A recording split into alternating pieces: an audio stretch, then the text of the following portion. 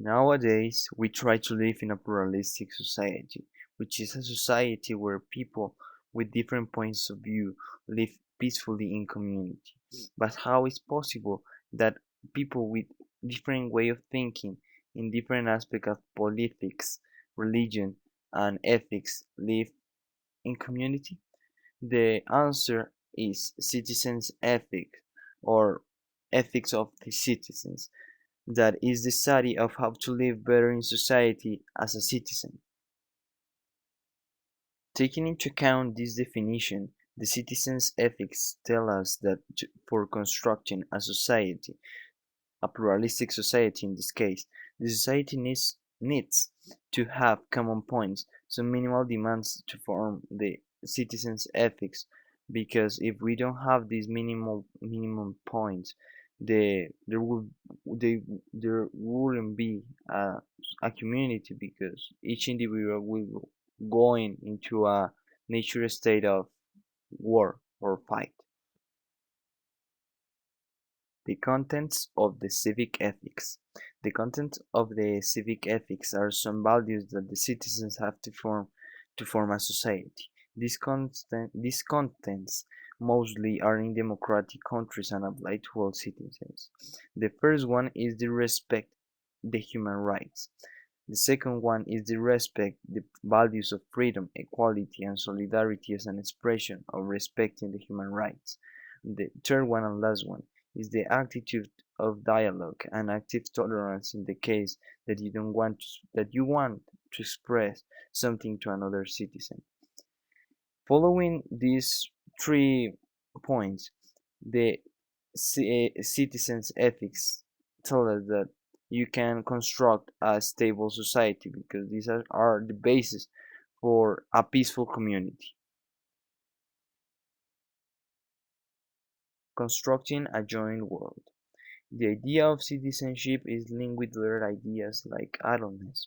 An adult is a person who has complete control of itself, or in other words, is autonomous, following the ideas of Mr. Kant. Therefore, for being a citizen, you have to be autonomous. So, the following 3 situations ought to be deleted because they don't allow to have autonomy to the people, and so they can be a citizen. They can be a citizen. The first situation is the vassal. This situation appears in the feudal system, when the vassal swears allegiance to the lord, and the lord brings to him protection of enemies, but the vassal is bound to put all his disposition to the lord. The second is the subject. This appears in the Enlightenment despotism, where a group of persons are subject to an authority or of the most powerful, the absolute monarchy, with the obligation of obey. Because of that, the subjects are in the situation of inferiority, and it is not autonomy. And the last one is exploitations and domination, where powerful people don't respect the economic, social, and cultural rights of other people, and they take advantage of their needs, limiting them to be autonomous humans. Civic ethics only apply to citizens. Due to this is that the case of the vassals, the case of the subject, and the case of exploitation and domination have to be eliminated, for the civic ethics apply to everyone, because only when it is about people as citizens it has coherence to talk about the civic ethic. For the task of humanizing relationship between people, we must apply the following formula. The minimum of justice must be demanded of all equally, because it is what at least must be offered, and the ideas of happiness, the maxims, can only be offered because we can oblige people to be happy. Ethic projects and social movements. Nowadays, we know the problems that affect us all, with disregard of our nationality nor the country we live in. Due to this, in our societies arises projects of solution of problems and social movements that try to put them into practice. Some of these problems are the war, the discrimination, and the damage of nature. Something that is really important and that is need to say is that for the solution for these problems, all of us have to be implicated. Okay, some examples of these movements are the Pacifism. The Pacifism is a social and civic movement characterized by a group of initiative proposals and attitudes of who deny accepting that the violence is the only human way for solving conflicts and that demand the peace. This movement have a really interesting background because it is said that the human being sometimes act by instinct and the instincts are not rational. So we sometimes act violently because it's our instinct, but the pacifism said that that way of acting is not the only way that we have to solve some conflicts. So it's really, really interesting. Okay, the current pacifism proposes to analyze the causes of the violence and of the war, then make viable projects of peace, and finally design educative models that get us used to solve conflict peacefully.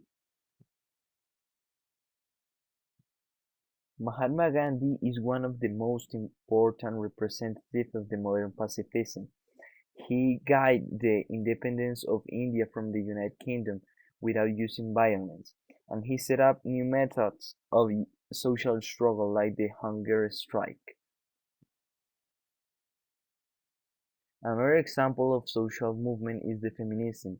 The feminism is a civic movement that was born for defending the emancipation of the women that have been and today is still being discriminated for reason of its sex. The emancipation is a liberation from a subordination or a dependence to respect a power or an authority.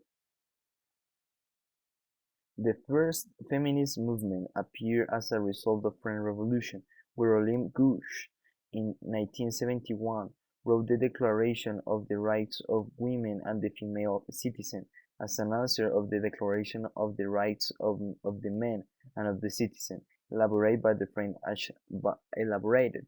the French Assembly. Currently, the feminism struggles for the equality of labor conditions, for getting a no-sexist education, for eliminate the sexism of the language and the sexual bullying in the labor world, for legal support and welcome of divorced, mistreated, and underprivileged women. The UNIFEM is an official feminist organization that is a fund of the United Nations that looks for solutions to these problems. The ethnic minorities and the notion of citizenship. Nowadays exists the preoccupation of include the ethnic minorities in the notion of citizenship without modifying with this their roots and cultural tradition. But first, let's define what is an ethnic minority. An ethnic minority is a group of people that make part of a nation. This means a big group of people that conform a country and are joined to a community in virtue of any cultural trait that is radically different from the major cultural characteristics of the state to which they make part.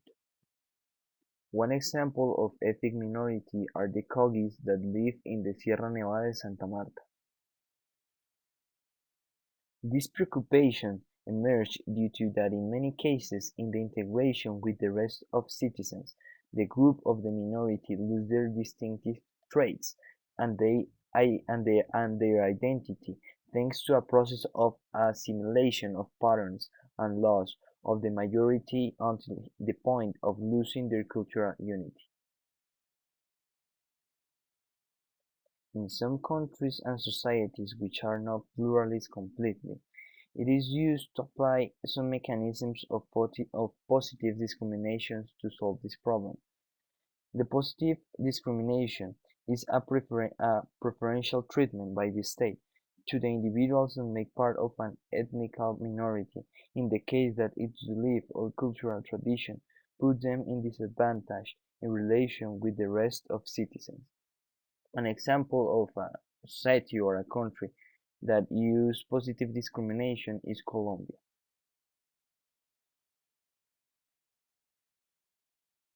There are two facts that prove that here in Colombia is used the positive discrimination for protecting our ethnical diversity. The first one is that in their examinations for public universities, the state reserves some preferential spots for the minorities group. The second one is that the state keeps two seats in the Senate for indigenous representatives. Thus, they are able to defend their tradition and cultures politically. Thank you for your attention.